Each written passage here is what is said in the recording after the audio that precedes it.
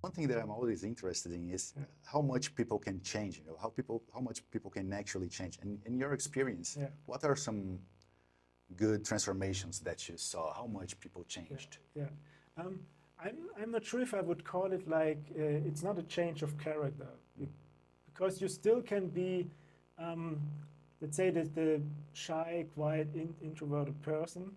But if you, let's say, go into the right environments, if you have a plan and do it more strategically, it's not that you completely will need to change your person as being like this super extroverted person. There are just the little things you need to change also in the way you show up, in the way you communicate. But it's not that you need to be suddenly like this loud extroverted guy that is jumping around everywhere. But if you do it with a plan and then with the strategy of going to the right places over and over, getting to know the people step by step, you don't need to bring out the hard hammer. You can then do it, let's say, step by step by a system. And I think there are a lot of transformation with guys that are doing this consistently, right? For example, the guy Jordan I mentioned from from last year. I'm working with him since August last year. So what he did, he just went following a plan step by step, and then he went to these places. He talked to different people. He also then at some point got just invited into different places, and then he just building slowly these kind of, how can I say, these skills, and also going to the right places all the time, and then actually meeting the people he wants to connect with, meeting the girls or meeting the women he actually likes. And I think that's something you need to have in mind, to have the consistency and then taking the action of getting there.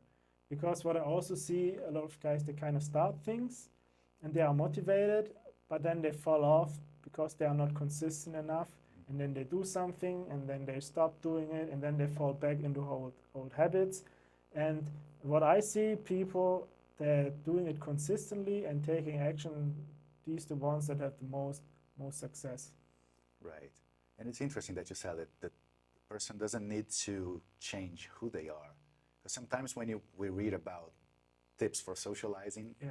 you have to kind of transform into someone else, like an introverted become an extroverted. And that is not the case, right? You don't need to become someone else or be fake. You just have to kind of adjust little things. Yeah, just maybe just the way you say things at some time. You know, and not thinking about too much what you say, but then how you say it.